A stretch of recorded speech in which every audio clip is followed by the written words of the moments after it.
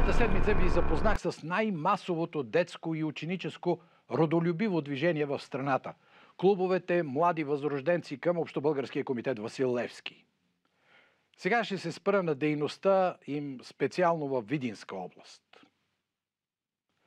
Първият клуб там е основан през 2015 година и много бързо идеята се разпространява сред децата и учителите. Освен в Видин, където клубове са разкрити в 8 училища и 2 детски градини дори, в движението се включват училища от Брегово, Кула, Белоградчик, Гара Орешец, Димово, Горни Лом и Чупрене. Всяка година децата от областта се събират на регионална среща, разбира се във Видин, и представят своята дейност. Много похвали получиха децата от Брегово, които бяха организирали театрален спектакъл на възрожденска тема.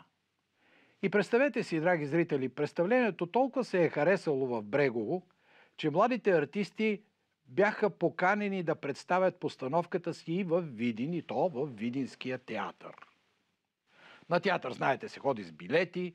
Децата не играха даром, а събраха от продажбата на билети 710 лева. И представете си, изпратиха цялата сума на приюта на отец Иван в Нови хан. А децата от Белоградчих събраха от благотворителен пазар 2220 и няколко лева, 5-6 лева, и подкрепиха с тях семейство в неравностойно положение. Ето това са младите възрожденци. Разбира се, ние говорим, че младото поколение е покварено, че то не обича, не се гордее с родината си, че е безразлично към страданията на другите. Това, което правят децата, младите възрожденци, опровергава тези тези.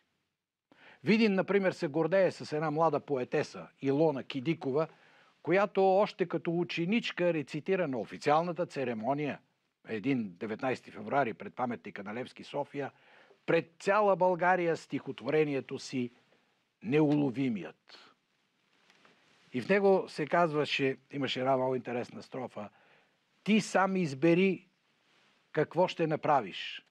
Ще скланяш глава като роб под ярема или ще се бориш.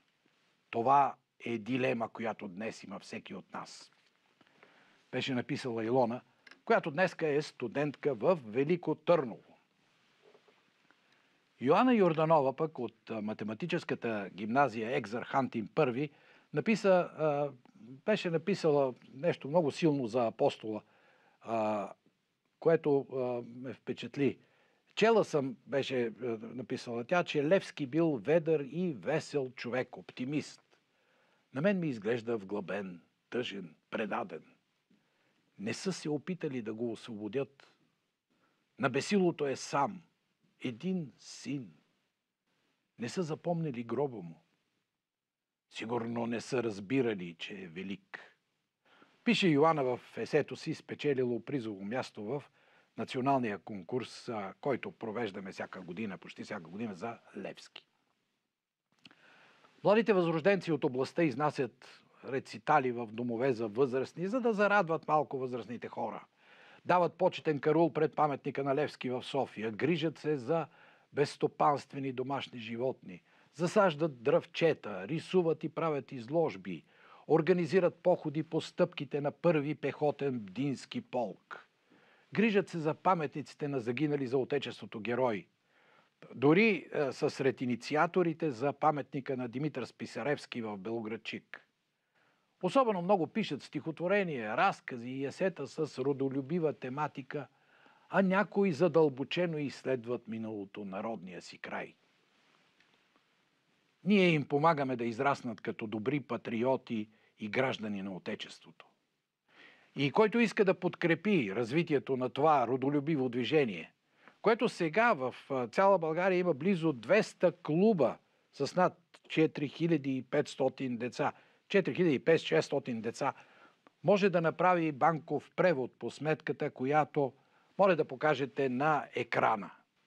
Та всеки, който помогне, независимо с каква сума, ще получи благодарствена грамота и ще бъде записан в златната книга на дарителите на комитета Левски.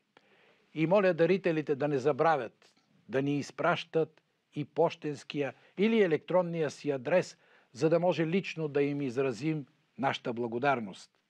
Адресът е София, улица Индустриална, 11, за Общобългарския комитет Васил Левски.